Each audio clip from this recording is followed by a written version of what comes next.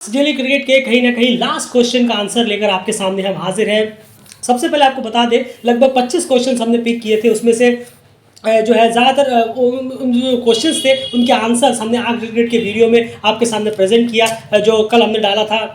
Definitely आप उसे जाकर एक बार जरूर सुनिए। उसमें बहुत सारे क्वेश्चंस हैं जिनके हमने आंसर्स बहुत बेबाकी से अपने राय उसमें रखी है, और उम्मीद है कि आपको वो आंसर जो है पसंद आएंगे। और अगर आप उससे एग्री करते हैं तो ठीक है, डिसएग्री करते हैं तो अपनी राय उसमें जाकर जरूर रखिए कि आप किन पॉइंट्स पर डिसएग्री करते हैं। उसके बाद आज सुबह हमने आपके सामने रखा हिमांशु जोशी का जो क्वेश्चन था, और उनके साथ दो और लोग थे, उनका सब भी क्वेश्चन था कि नेपाल जो है फुल मेंबर को आखिर हराने में बार बार नाकामयाब क्यों हो रहा है। इसके पीछे जो 3 बड़े रीजन हमें समझ में आते हैं वो हमने अपने आपके सामने शेयर किया उस वीडियो के थ्रू। वो वीडियो भी हमने आज सुबह डाला है, उसे जरूर चेक करिए, क्योंकि उन 2 वीडियोस में बहुत सारे क्वेश्चंस ऐसे हैं जिनके आंसर्स जो आपको कहीं ना कहीं पसंद आ सकते हैं। डेफिनेटली उनको जरूर सुनिए। और अब बात करते हैं इस आखिरी आज रिलेट के इस सेशन के आखिरी क्वेश्चन की। और जो आज का क्वेश्चन है, ये जो था रह गया था, ये ऋषिक श्रेष्ठा और अगर मैं देखूं आशु, इन दोनों ने कहीं ना कहीं पूछा था। और इन दोनों का जो मेन जो मकसद था वो था डोमेस्टिक से रिलेटेड, कि आखिर डोमेस्टिक स्ट्रक्चर जो है नेपाल का वो किस तरीके का एक बेहतर रहेगा, कि जिससे एक प्रॉपर तैयारी जो है प्लेयर्स को मिल पाएगी,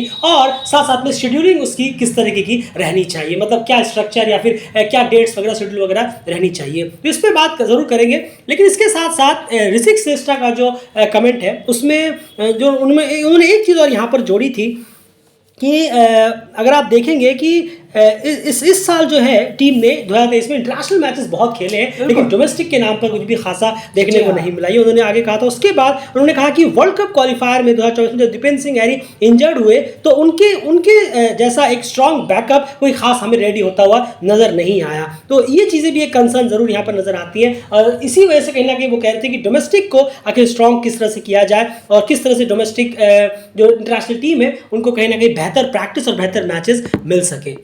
अब यहाँ पर सीधी सी बात हम आपके सामने प्रेजेंट करते हैं। देखिए, सबसे इंपॉर्टेंट बात यहाँ पर ये चीज़ आ जाती है कि डोमेस्टिक क्रिकेट जो है वो इंपॉर्टेंस इतना क्यों रखता है। डोमेस्टिक क्रिकेट की जो इंपॉर्टेंस है वो अपनी जगह पर बहुत ज़्यादा है। डोमेस्टिक क्रिकेट की अगर हम बात करें तो ये कहीं ना कहीं यंग टैलेंट जो प्लेयर्स हैं उनको एक बेहतरीन प्लेटफॉर्म देता है कि वो एक बेहतरीन प्रैक्टिस वगैरह यहाँ पर सेटअप कर सके, और जो अपकमिंग टैलेंट्स हैं उनको एक प्लेटफॉर्म मिलता है कि वो सीनियर प्लेयर्स के साथ मिलकर यहाँ पर अपने आप को कहीं ना कहीं नरिश करते हुए नजर आए, और एक अच्छे एक बैटल के लिए, बड़े बैटल्स के लिए तैयार हो। और मान के चलिए अगर वो लोअर लेवल पर कुछ एरर्स कर रहे हैं तो डोमेस्टिक में आकर उन एरर्स में काफ़ी कमी आ जाती है, और बेसिक्स चीज़ें वो सीखते हैं। बहुत सारी जो बेसिक्स होते हैं क्रिकेट में वो सारी चीज़ें यहाँ पर सीखी जाती हैं, और जो कोई आउट ऑफ फॉर्म प्लेयर हो वो यहाँ पर आते हैं, अपनी फॉर्म को वापस गेन करते हैं, कॉन्फिडेंस को वापस गेन करते हैं, और वापस अपनी जगह बनाने की कोशिश करते हैं। तो डोमेस्टिक क्रिकेट आने वाले प्लेयरों के लिए, और जो प्लेयर कहीं ना कहीं खराब फॉर्म से गुजर रही है उन प्लेयरों के लिए एक आप कह सकते हैं एक ड्रीम डेस्टिनेशन होता है। और अगर एक अच्छा डोमेस्टिक क्रिकेट आपके सामने प्रेजेंट किया जाए, डोमेस्टिक क्रिकेट स्ट्रक्चर स्ट्रांग होना बहुत ही जरूरी है। हम यहाँ बात कर रहे हैं सीनियर टीम की, याद रखिएगा सीनियर टीम की बात कर रहे हैं। अब यहाँ पर क्या है, 2 पहलू है डोमेस्टिक स्ट्रक्चर में, 2 पहलू हैं, एंड मैं चाहूँगा वो आप ज़रूर समझाएं कि 2 किस तरह के पहलू हैं। एक पहलू क्या है कि डोमेस्टिक क्रिकेट क्यों रखवाना चाहते हैं, और दूसरा पहलू क्या है, 2 अलग अलग मॉड्यूल होते हैं। कुछ डोमेस्टिक किन वजहों से रखवाते हैं, और कुछ जो है वो डोमेस्टिक किन वजहों से रखवाते हैं। 2 अलग पहलू, पहले वो पहलू जान लीजिए, उसके बाद आपको हम बताएंगे कि आखिर स्ट्रक्चर जो है वो किस तरीके का डेली क्रिकेट प्रेफर करेगा। नहीं, ज़रूर देखिए, अगर हम देखें इसके रीजंस तो हैं, बिल्कुल हैं। 2 तरीके के रीजंस हैं। पहला, अगर आप देखेंगे तो आप डोमेस्टिक को ऐसे ही कैजुअल वे में ले सकते हैं कि हाँ हमें कराना है, कैलेंडर फिल करना है अपना, या किसी भी डे किसी भी मंथ में हम करा सकते हैं, बस जस्ट फॉर्मेलिटी भर लेना है कि हाँ करा दिया, हो गया, पल्ला झाड़ लिया। दूसरा, यहाँ पर एक और वे होता है, सोचने का तरीका होता है डोमेस्टिक का, कि हम इसे करा क्यों रहे हैं। प्लेयर्स की दिक्कतें हो रही हैं, प्लेयर्स बड़े इवेंटों में जाके गलतियां करते हैं, तो फिर या फिर जो कि नए प्लेयर्स आते हैं नीचे से, उनके लिए एक बहुत अच्छा प्लेटफॉर्म हो जाता है कि जो प्लेयर ने गलती की बिग इवेंट्स में, या फिर गलती ना करें बड़े इवेंटों पे जाकर, हमारे नेशनल प्लेयर्स ये डोमेस्टिक जो हम करा रहे हैं 25 दिन 20 दिन का, या बहुत बेहतरीन डोमेस्टिक जो हम कराने वाले हैं, यहाँ पर अपनी गलतियों को सुधारें, और जो यंग प्लेयर्स हैं वो भी यहाँ पर आकर अपना जो एक हुनर या टैलेंट है वो इस डोमेस्टिक में फॉर्मेट में दिखाएं, और कहीं ना कहीं उन सीनियर प्लेयर्स को बाहर निकालकर खुद भी इन होने का एक चांस मिलता है। यहाँ जो न्यू कमर्स और यंगस्टर प्लेयर इस डोमेस्टिक टूर्नामेंट में आते हैं। तो डोमेस्टिक कराने के ये 2 मकसद हो सकते हैं। पहला, जस्ट फॉर्मेलिटी भर लीजिए, कैजुअल लीजिए कि हाँ बस एक टूर्नामेंट होता है और चल रहा है। बिल्कुल सही। जैसे कि अब तक तो पीएम कप में यही देखा गया है ज़्यादातर तौर पर देखें कि उससे कोई बेसिक स्ट्रक्चर तैयार किया गया हो, कोई बेहतरीन प्लेयर या उसको थ्रू आउट द एयर उसकी बातें हुई हो, ऐसा देखने में नहीं मिलता। एक बार हो गया 15 दिन का, वैसे 15 दिन का कोई टूर्नामेंट, डोमेस्टिक स्ट्रक्चर टूर्नामेंट होता है, ये सोचकर भी थोड़ा अजीब लगता है। वहीं पर ये फॉर्मेलिटी कैटेगरी में आ जाता है। बस यही जब आप 10 दिन 12 दिन 15 दिन में एक डोमेस्टिक टूर्नामेंट सीनियर लेवल का कंप्लीट कराने की सोचते हैं तो ये फॉर्मेलिटी कैटेगरी में आता है कि आप बस कराना चाहते थे और हो गया और निपट गया। बिल्कुल। और दूसरा यही है कि सीरियसनेस वहाँ पर हो, जो प्लेयर्स नेशनल प्लेयर्स हैं गलतियों पे काम करें और बेहतर हों और आने वाले बिग टूर्नामेंट्स या सीरीजेस के लिए, इंटरनेशनल के लिए अच्छी तरह तैयार हों। बिल्कुल। तो अब हम शुरुआत करते हैं हमारे स्ट्रक्चर की, जो कहीं ना कहीं हम चाहेंगे कि इस तरीके का स्ट्रक्चर वाला डोमेस्टिक टूर्नामेंट नेपाल के लिए डेफिनेटली सबसे बेहतरीन रहेगा और हर तरह से रहेगा। इसलिए हमने शुरू में कहा अगर आप 110% सीरियस है अपने डोमेस्टिक को लेकर, आप डोमेस्टिक को टॉप प्रायोरिटीज में रखते हैं, एक मान के चलिए नंबर 1 पे आपके लिए एसीसी आईसीसी इवेंट्स है, सेकंड नंबर पे डोमेस्टिक आता है, इतनी बड़ी प्रायोरिटी अगर आपकी है डोमेस्टिक सच में और आप समझते हैं कि डोमेस्टिक की अहमियत क्या है, तो डेफिनेटली आगे वीडियो सुनिए क्योंकि आगे उसी से रिलेटेड होने वाली है पूरी स्ट्रक्चर। पॉइंट नंबर 1 की यहाँ मैं बात करना चाहूंगा एंड सबसे पहले तो ये जानना जरूरी है कि इसमें कितनी टीमें होनी चाहिए। हमारे से याद रखिएगा ये डेली क्रिकेट के हिसाब से आपके साथ पॉइंट्स प्रेजेंट करेंगे, 12 पॉइंट्स प्रेजेंट करेंगे आपके सामने। पॉइंट नंबर 1 एंड इसमें टीमें कितनी होनी चाहिए और ये कौन से फॉर्मेट का बेस्ट रहेगा। नहीं ज़रूर। देखिए सबसे पहले तो ये 8 टीम टूर्नामेंट यहाँ पर हो तो बहुत बेहतर है। और साथ ही साथ अगर हम देखें तो यहाँ पर ये जो फॉर्मेट, किस फॉर्मेट का होना चाहिए, ये 50 ओवर का होना चाहिए। 20 ओवर का चस्का आजकल प्लेयरों में ज़्यादा ही लगा हुआ है, लेकिन 50 ओवर से आप क्रिकेट खेलना सीखते हैं और 50 ओवर एक बहुत बेहतरीन तरीका है एक नए यंग प्लेयर्स में टैलेंट लाने का भी और एक बेहतर क्रिकेट अपना बढ़ाने का भी। प्लेयर्स लोगों में एक अच्छा क्रिकेट देखने को मिले, लड़के सीखे भी, तो 50 ओवर बेस्ट है। 8 टीम का टूर्नामेंट और 50 ओवर का फॉर्म। बिल्कुल। आप 2-2 ग्रुप्स में उनको बांट दीजिए कहीं ना कहीं, उसके बाद फिर आगे बिल्कुल। सेमीफाइनल और फाइनल्स वगैरह होते रहेंगे। उसके बाद पॉइंट नंबर 2 की बात करते हैं। पॉइंट नंबर 2 अब यहाँ पर कहेंगे एट लीस्ट, याद रखिएगा हम ये एट लीस्ट कह रहे हैं, मिनिमम जो है ये टूर्नामेंट कम से कम 21 दिन का होना चाहिए। कम से कम हमने यहाँ पर कहा है, इससे ज़्यादा होगा तो और बेहतर रहेगा। क्रिकेट ये रिकमेंड करेगा कि कम से कम 1 महीने तक ये टूर्नामेंट चले, लेकिन फिर भी एटलीस्ट 21 दिन का यानी 3 हफ्ते का ये टूर्नामेंट होना चाहिए। और वहीं पर इसे अगर से हम देखें तो इसमें जो वेन्यूज़ की जहाँ तक बात है तो 2 अलग अलग ग्राउंड्स पर होने चाहिए टूर्नामेंट, एक ग्राउंड पर एक और एक ग्राउंड, यानी 2 टूर्नामेंट इस पूरे कप को, डोमेस्टिक स्ट्रक्चर को जो है वो कवर करेंगे। ये इंपॉर्टेंट है, एक ही ग्राउंड पर नहीं होना चाहिए, 2 ग्राउंड्स पर होने चाहिए और मिनिमम इसके जो डेज है वो 21 डेज होने चाहिए और मिनिमम बेसिस। और ये बात हो गई पॉइंट 2 की। एंड पॉइंट 3 की अगर हम बात करें यहाँ पर तो पिच वगैरह से रिलेटेड क्या कुछ रखना चाहेंगे? जरूर। देखिए 2 मोड यहाँ पर होने चाहिए पिच के। ऐसा नहीं है कि पिच सिमिलर होनी चाहिए जगह की, एक जगह एक ग्राउंड की भी और दूसरे ग्राउंड की भी, तो 2 डिफरेंट पिचेस यहाँ पर होना बहुत ज़रूरी है। ये पॉइंट नंबर 3 है। बिल्कुल सही कहा आपने कि 2 अलग अलग माइंडसेट्स की पिचेस होनी चाहिए। ये नहीं कि अगर मान के चलिए पिच नंबर 1 जो है वो थोड़ी सी बाउंसी है, पेसी है और हेल्प कर रही है, रन्स भी अच्छे आ रहे हैं, तो दूसरी वाली भी आपने सेम बना दी। सेम पिचेस ना रखे, 2 अलग अलग माइंडसेट की पिचेस रखने से 2 अलग अलग तरीके की पिचेस में खेलने का प्लेयर्स को एक्सपीरियंस होगा। तो ये कहीं ना कहीं अलग माइंडसेट की पिचेस होनी चाहिए। और अब अगर कहीं ना कहीं देखें पॉइंट 4 की अगर हम बात करें यहाँ पर, तो पॉइंट 4 जो यहाँ पर रहेगा हमारा वो है कि जो हमने जो डिफरेंट माइंडसेट्स की पिचेस की यहाँ बात की, तो उन पिचेस में जो है पेस स्पिनर इन दोनों को कहीं ना कहीं हेल्प होनी चाहिए। सिर्फ पेस ना हो, सिर्फ स्पिन ना हो, दोनों को हेल्प हो। एक चीज़ बहुत इंपॉर्टेंट होगी, वो कहीं ना कहीं देखना पड़ेगा इस डोमेस्टिक में, क्यूरेटर्स को ध्यान रखना होगा कि पिच पर बाउंस जो है वो काफ़ी अच्छी खासी रहनी चाहिए। बाउंस जो है बाउंस रहनी चाहिए बॉल पर। जब पेसर जब हार्ड लेंथ पे बॉल रखे तो बॉल की जो लेंथ है, जो बाउंस है वो काफी अच्छी हो। पिच जो विकेट कीपर जो कैरी करे वो कहीं ना कहीं अच्छे हाइट पर कैरी करे, ये कहीं ना कहीं मेक श्योर करना होगा क्यूरेटर्स को। क्योंकि इस तरीके की पिचेस अगर आप रेडी करते हैं, क्योंकि इस किन तरह की पिचेस पे प्लेयर्स डोमेस्टिक खेल रहे हैं, मैचेस खेल रहे हैं, ये भी बहुत डिपेंड करेगा। अब मान के चलिए आप डोमेस्टिक जो खेल रहे हैं, मान के किसी फ्लैट पिच पे खेल रहे हैं जहाँ पे ढेरों रन है और फिर आप अलग अलग कंडीशन में खेलने के लिए गए, फिर आप सोचेंगे कि डोमेस्टिक का फायदा क्या हुआ, लड़के तैयार तो बिल्कुल भी है नहीं। क्योंकि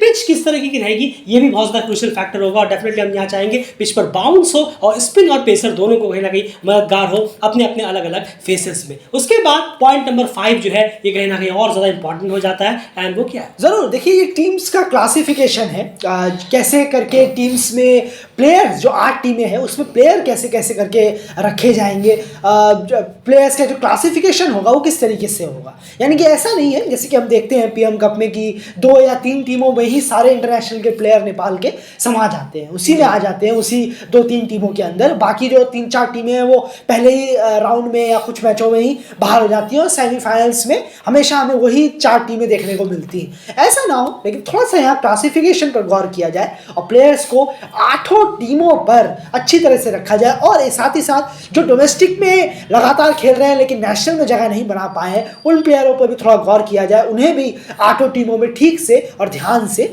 रखा जाए, उनकी भी यहाँ पर जगह बने, और साथ ही साथ इंटरनेशनल प्लेयर भी 8 टीमों में बेहतर तरीके से रखे जाए। बिल्कुल, कहीं ना कहीं इस चीज़ में मैं थोड़ा सा ऑर्डर करना चाहूँगा। आप सोचेंगे कि वो उस प्रोविंस से खेलते हैं, वो वहाँ से खेलते हैं, वहाँ से खेलते हैं, तो इससे फिर चीज़ें आप खुद देखते हैं कि बड़ा एक तरफा टूर्नामेंट हो जाता है। क्लासिफिकेशन आपको करना पड़ेगा। आप डोमेस्टिक स्ट्रक्चर में खेल रहे हैं, आप कहीं से भी खेलें, उससे क्या फर्क पड़ता है। एज ए क्रिकेटर आपका जो मोटिव है वो तो ये रहने वाला है कि आप नेशनल टीम में जगह बनाना चाहते हैं, और इसके लिए अगर मैं देखूँ यहाँ पर तो इसके लिए जो भी जो परमिशंस वगैरह होंगी वो क्रिकेट बोर्ड्स को आराम से लेनी चाहिए कि हम जो इसका क्लासिफिकेशन करना चाहते हैं और प्लेयर्स को जो इक्वली डिवाइड करना चाहते हैं हर टीमों में। अब पॉइंट नंबर 6 में मैं आऊँगा, वो है सीनियर टीम्स का equal division to all this 8 teams. क्योंकि मान के चलिए एग्जाम्पल के तौर पर कि 8 टीमों का है, यानी 16 हमारे पास सीनियर प्लेयर्स हैं। जो सीनियर टीम के जो प्लेयर्स हैं, जो स्क्वाड है सीनियर टीम की इस वक्त जो चल रही है नेपाल की, मान के चलिए 16 प्लेयर्स हैं, तो कहीं ना कहीं आपको उन 8 टीमों में 2-2 मैक्सिमम सीनियर प्लेयर्स इंक्लूड करने।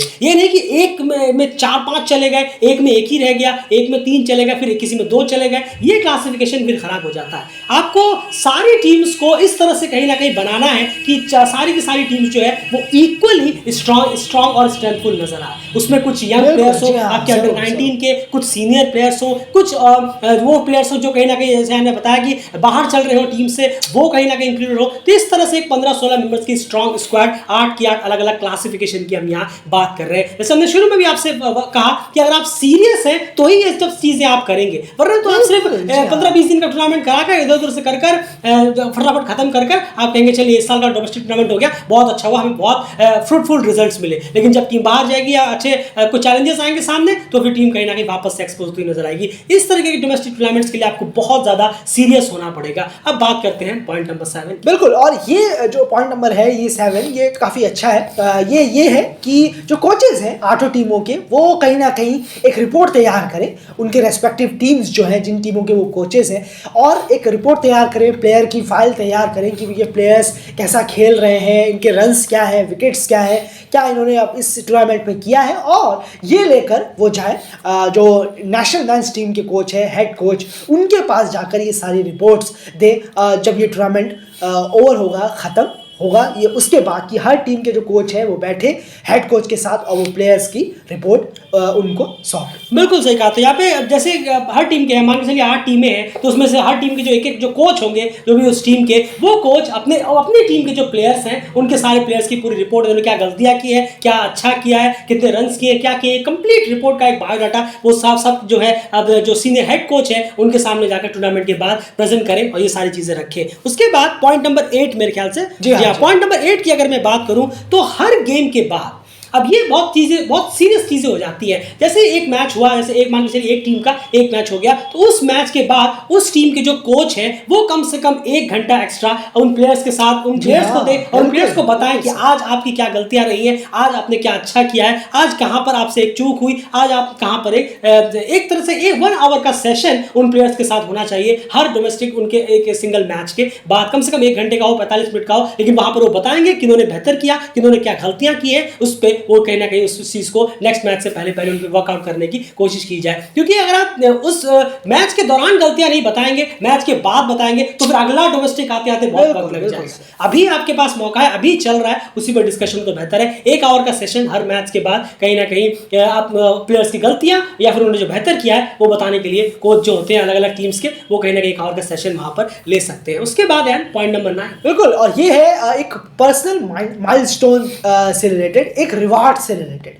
फॉरन जैसे कि मैच हुआ तो आपने जो देखा कि एक जो शील्ड होती है क्रिकेट की, छोटी सी शील्ड होती है, वहाँ पर ये एक रिवार्ड सिस्टम शुरू करना चाहिए हर मैच बाद, दोनों टीमों को तरफ से देखते हुए कि किसने बैटिंग से किसने 50 बॉलें खेली हैं, 100 बॉलें खेली हैं, या बॉलिंग से किसने डॉट बॉलें निकाली हैं या विकेट्स लिए हैं, कुछ अच्छी डिलीवरी डाली हैं। तो इसके लिए छोटी छोटी शील्ड्स जो है ये रिवार्ड के तौर पर देनी चाहिए, दे तो बहुत बेहतर होगा। जो टीम के रेस्पेक्टिव कोच हैं वो इस तरीके का कुछ एक इनिशिएटिव ले तो बहुत अच्छा, ये प्लेयर्स के मोराल के लिए बहुत अच्छा होता है। ये इस लेवल पर डोमेस्टिक में या यूथ में ये बहुत ज़्यादा काम करता है। ये रिवार्ड सिस्टम बहुत ज़्यादा बेहतरीन एक तरीका रहता है उनसे ये परफॉर्मेंस निकालने का, गलती ना करवाने का, कि वो थोड़ा कम गलतियां करें और बेहतर अपना क्रिकेट बढ़ाएं। बिल्कुल, सील्ड्स हो, छोटी छोटी ट्रॉफीज हो, आप ये सिस्टम कर सकते हैं कि मान के चलिए एक मैच हुआ और वहां पर आपने पहले अपने प्लेयर्स को बता दिया कि 50 बॉल्स जो फेस करके आएगा एज अ बैटिंग यूनिट उनके लिए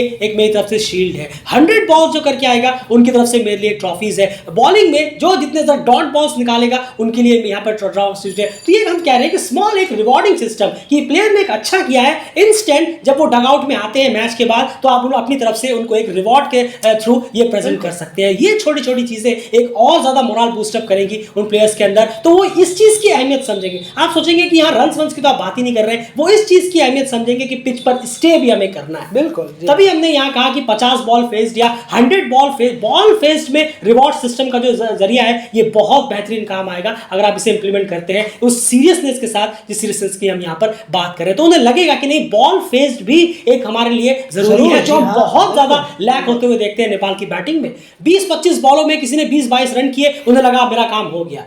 आपका काम पिच पर ठहरना भी है, जो बहुत हद तक हमें आसिफ से करते हुए नजर आते हैं। कभी कभार रोहित पुड़ा लेकिन इनिंग खेल जाते हैं कुछ अच्छी, लेकिन आसिफ वो चीज बहुत करते हैं कि पिच पर स्टे जो है उनका लंबा रहता है। ये चीज भी जरूरी है जब आप ओडीआई क्रिकेट की बात करते हैं। तो ये छोटे छोटे रिवॉर्ड्स जो है ये बहुत ज्यादा मोरल बूस्टर के तौर पर हो सकते हैं। एंड उसके बाद अगले पॉइंट की बात करें तो वो क्या है? जरूर देखिए, ये आफ्टर टूर्नामेंट, जब टूर्नामेंट हो जाए, टूर्नामेंट खत्म होने के बाद जब जो 4 फाइनलिस्ट टीम है जो थी उस टूर्नामेंट की, ये जरा गौर से समझिएगा, बहुत इंपॉर्टेंट चीज है। बिल्कुल। और टूर्नामेंट खत्म होने के 4 दिन, कुछ दिनों बाद, ऐसा नहीं कि 4 दिनों बाद, कुछ दिनों बाद या 1 हफ्ते बाद ये किया जाए कि जो 4 सेमीफाइनलिस्ट थी उस टूर्नामेंट की, 50 ओवर टूर्नामेंट की, वहाँ से उन 4 सेमीफाइनलिस्टों को यहाँ लाया जाए और 4 डेज का एक मिनी टूर्नामेंट कह लें आप या मैचेस कह लें, वो कराया जाए। जो 4 सेमीफाइनलिस्ट थी उस 50 ओवर टूर्नामेंट की, उनके बीच में 4 डेज का टूर्नामेंट, यानी कि पहले वाली टीम जो थी टूर्नामेंट में वो 4थे नंबर से भिड़ेगी और दूसरी पोजीशन की टीम 3रे नंबर से भिड़ेगी, और ये डेज मैच होंगे, वो भी 4 डेज मैच। और यहाँ से इन दोनों मैचेस, जो डेज मैच होंगे दोनों, यहाँ से जो 2 फाइनलिस्ट यानी कि दोनों जो जीतेंगे, उनमें से जो कोचेज हैं वो 16 जनों की एक स्क्वाड तैयार करें। जी हाँ, आप समझ रहे होंगे, दो टीमें जीतेंगी, जो फाइनलिस्ट होंगी इन डेज मैचेस में, उनकी 16 मिलाकर, दोनों टीमों की 16 लड़के मिलाकर एक प्लेयर का पूल तैयार किया जाए और ये जिम्मेदारी सौंप दी जाए जो नेशनल मेंस टीम के कोच है, हेड कोच, उन पर, कि अब इन लड़कों को जो 16 हमने लिए हैं 4 डेज मैच करवाकर, इनको बाहर ज़रा भेजा जाए, बाहर का एक टूर किया जाए और टेस्ट किया जाए इन 16 जनों को जो कि हमने चुने हैं। बिल्कुल। तो यहाँ पर सबसे बड़ी बात यह है कि डेली क्रिकेट इस चीज़ में ज़्यादा कहीं ना कहीं इस चीज़ का फेवरेबल नहीं होगा कि आपने आधा टूर्नामेंट 50 ओवर का कराया और आधा टूर्नामेंट डेज का कराया। इस चीज़ में कहीं ना कहीं फेवरेबल हम नहीं रहेंगे, इसीलिए हमने कहा कि कंप्लीट 50 ओवर का ही टूर्नामेंट होना चाहिए। क्योंकि आप खुद देखिए, क्या 50 ओवर पूरे रेगुलर टीम्स जो है वो बैटिंग कर रही हैं? पहले आपको यह भी देखना होगा क्या 50 ओवर वो ठीक से खेल पा रहे हैं, फिर हम डेज की तरफ आगे बढ़े। लेकिन अगर 50 ओवर की टीम पूरे ठीक से नहीं खेल पा रही है तो पहले उस चीज को हम स्ट्रॉन्ग करें। अब हर जगह अगर आप नाव पे पैर रखने की कोशिश करेंगे तो वो नाव डूबेगी, और अगर नाव नहीं डूबी तो आप डेफिनेटली डूब जाएंगे। तो ये चीज गौर करने वाली बात यहाँ पर हो जाती है। तो पहले कंप्लीट जिस स्ट्रक्चर पे हमने बताया उस स्ट्रक्चर का एक 50 ओवर का कंप्लीट टूर्नामेंट होगा, और वो टूर्नामेंट खत्म होने के 2-3 दिन बाद, अब जब पिच को थोड़ा सा फ्रेश करके बेटर करके 2-3 दिन बाद, उसके बाद जैसे कि उस टूर्नामेंट में जो 4 सेमीफाइनलिस्ट रही होगी, उन 4 सेमीफाइनलिस्ट के बीच में जो है 4 डेज का मैच होगा। मैं चलिए 2 सेमीफाइनलिस्ट टीम एक साथ आपस खेल रही है और 2 सेमीफाइनलिस्ट आपस में खेल रही है, 4 डेज का अलग अलग राउंड पे मैच होगा। उन दोनों मैचों में जो टीम जीतेगी तो उन 2 टीमों को मिलाकर उन दो टीमों के बेस्ट परफॉर्मर्स को मिलाकर उनका पीएम कप का 50 ओवर का डोमेस्टिक देखा जाए और डेज का डोमेस्टिक देखा जाए, उन दोनों को मिलाकर कम से कम 16-17 जनों की जो स्क्वाड है वो कहीं ना कहीं हेड कोच सर और बाकी सब जो कोचेज जो उन्होंने रिकमेंडेशन पहले भेज दी होगी, हेड कोच सर डिसाइड करेंगे कि आखिर 16-17 जनों का जो पूरा पुल है वो कौन सा रहेगा। और वो पुल कहीं ना कहीं हर साल, ये हम हर साल की बात कर रहे हैं, हर साल डोमेस्टिक ये पूरा का स्ट्रक्चर खत्म होने के बाद कहीं ना कहीं एक अवे का टूर उन्हें हर साल कराना चाहिए, चाहे वो अफ्रीका रीजन में हो, चाहे वो यूरोप रीजन में हो या फिर वो अमेरिकाज रीजन में हो। इन तीनों जगह पर अलग जगह पर आप किसी स्ट्रॉन्ग डोमेस्टिक टीम के खिलाफ या किसी ए साइड के खिलाफ इस स्क्वाड को लगातार अपने हर साल रिवॉर्ड के तौर पर भेज सकते हैं। तो ये कंप्लीट डोमेस्टिक स्ट्रक्चर 1 महीने में कंप्लीट हो जाएगा। आप पूरे स्ट्रक्चर को यूट्यूब पर लाइव स्ट्रीमिंग करेंगे तो और बेटर रहेगा, इससे हर किसी के पास सबसे बेस्ट रहेगा, सबसे ज्यादा अवेलेबल रहेगा। तो ये कंप्लीट डोमेस्टिक स्ट्रक्चर आप सब प्रेजेंट करें जो 1 महीने के अंदर कंप्लीट हो सकता है, लेकिन स्ट्रेंथ के मामले में सबसे स्ट्रॉन्गेस्ट होगा अब तक के पूरे नेपाल क्रिकेट हिस्ट्री में। बिल्कुल, अगर इस चीज को इंप्लीमेंट किया जाए, डेफिनेटली बहुत सारी चीजों में आपको टफ होना पड़ेगा। इसीलिए हमने शुरू में आपसे कहा कि अगर आप सीरियस हैं तो ही फिर इस वीडियो में आप आगे समझ पाएंगे, वरना आपको लगेगा ये सब क्या बोल रहे हैं आप लोग। इसका मतलब है कि आप शायद फॉर्मेलिटी कैटेगरी में आते हैं। अगर आप 10 दिन 15 दिन में कोई टूर्नामेंट खत्म कराने की सोच रहे हैं तो डेफिनेटली वो एक फॉर्मेलिटी कैटेगरी में आता है। डोमेस्टिक टूर्नामेंट 10-15 दिन में अगर खत्म हो जाए और खास करके उस टीम को जिस टीम को जरूरत है बहुत ज्यादा डोमेस्टिक की, जो है अभी भी बेसिक एरर्स हमें करती हुई नजर आती है इंटरनेशनल लेवल पे, डेफिनेटली इतने से काम बनेगा है नहीं। एंड एट द एंड आप कुछ कहना चाहेंगे इस पूरे स्ट्रक्चर से रिलेटेड? नहीं जरूर, और बस यही है कि एक फिक्स मंथ या डेट रहे। ये आपने सही कहा, शेड्यूल की भी बात पूछी थी उन्होंने। नहीं जरूर, जी हाँ, तो फिक्स मंथ या डेट रहेगा तो बेहतर है कि जिसके लिए हम इस डोमेस्टिक को चेंज नहीं करेंगे। जून कैसा रहेगा? नहीं, बहुत बेहतर महीना है जरूर। आप ये तो आपके ऊपर है कि आप कहाँ डिसाइड कर रहे हैं, क्योंकि बारिश भी नहीं होनी चाहिए, हमें ये भी जी हाँ जरूर। और तो बेहतर होगा कि आप इसे फर्स्ट हाफ में करें, यानी कि शुरू के 6 महीनों में देखें थोड़ा सा कि इस टूर्नामेंट को हम कहाँ करा सकते हैं क्या नहीं। या अब आप इससे भी छेड़खानी करेंगे तो फिर बहुत गलत होगा। लेकिन एक फिक्स मंथ और डेट होना चाहिए जिसके आसपास कोई सीरीज या कोई क्वालिफायर या कोई भी एशिया कप के लिए एसीसी का क्वालिफायर ना टकराए तो बेहतर होगा। बिल्कुल, तो ये कहीं ना कहीं पूरा स्ट्रक्चर हमारा रहने वाला है, जो उम्मीद है कि आपको समझ में बेहतर तरीके से हम समझाने की कोशिश की है। बाकी आप अगर रिवाइंड करेंगे और कुछ पॉइंट्स वापस से सुनेंगे तो आप कहीं ना कहीं आप समझ पाएंगे कि हम यहाँ पर क्या कहने की कोशिश कर रहे हैं। लेकिन कंप्लीट स्ट्रक्चर जो है वो डेली क्रिकेट का ये रहेगा। अगर स्ट्रक्चर अप्लाई होता है, इस बात की डेली क्रिकेट गारंटी लेता है, अगर ये A to Z जो हमने बताया, अगर ये स्ट्रक्चर अगले 4-5 सालों तक नेपाल में रेगुलर अप्लाई हुआ, जो स्ट्रक्चर हमने बताया, तो डेफिनेटली आप जो रिजल्ट्स हैं इससे 200 गुना बेटर देखेंगे जो आप अभी डोमेस्टिक से देख रहे हैं। और अगर नहीं होता तो हम आपको ये ओपन चैलेंज करते हैं कि डेली क्रिकेट चैनल बोरिया बिस्तर बांध कर पैक कर कहीं ना कहीं निकल लेगा और ये चैनल हम बंद कर देंगे, क्योंकि ये इंप्लीमेंटेशन सबसे पहले तो करना इतना आसान नहीं है। लोग कहते तो हैं कि हम डोमेस्टिक को लेकर बहुत सीरियस है, अगर सीरियस है तो इस लेवल का स्ट्रिक्टनेस आपको डोमेस्टिक पे होना चाहिए। और अगर हुआ तो यकीन मानिए हमें चैनल बंद करने की जरूरत नहीं, क्योंकि हमें कॉन्फिडेंस है कि ये 4-5 साल में आपको बहुत ही बेहतरीन रिजल्ट्स प्रोवाइड करा के देखेगा। फिर स्कॉटलैंड नीदरलैंड जैसी टीमें आपके सामने अवे में भी टफ कहीं ना कहीं महसूस करेंगे कि इनसे घर में नहीं अवे में भी खेलना कहीं ना कहीं टफ हो गया है। आप एक बार करा कर तो देखिए, इस सारे पॉइंट के साथ इसमें एक भी छेड़खानी नहीं होनी चाहिए। बाकी क्रिकेट बोर्ड के ऊपर है वो क्या करना चाह रहे हैं क्या नहीं, वो किस कैटेगरी में, वो कितने सीरियस है क्या नहीं है, वो डेफिनेटली डोमेस्टिक जब शुरू होगा तो उससे पता लग जाएगा। लेकिन हमारी जो राय है वो यही रहने वाली है। आपकी क्या राय है, आप इससे कितना सहमत है या फिर किस पॉइंट से सहमत नहीं है, आप जरूर अपने कमेंट बॉक्स में राय रखिए। और इसी के साथ इस बार का आज क्रिकेट सेशन हमारा कंप्लीट होता है। तो जिन्होंने क्वेश्चंस मिस आउट किए जाकर एक बार जरूर सुनिए। फिलहाल इस वीडियो में इतना ही, बने रहिए चैनल के साथ, चैनल को सब्सक्राइब जरूर करिए। और भी कई सारी वीडियोस आपके सामने हम प्रेजेंट करेंगे। एक सवाल है जिसका आंसर आपके सामने हम रखेंगे, T20 क्रिकेट आखिर इतना पॉपुलर क्यों है? इसके पीछे एक बहुत इंटरेस्टिंग आंसर है जो आप सोच रहे हैं क्या छोटा होता है इस वजह से? जी नहीं, और भी बहुत बड़े रीजंस हैं, बताते हैं आपको। फिलहाल इस वीडियो में इतना ही।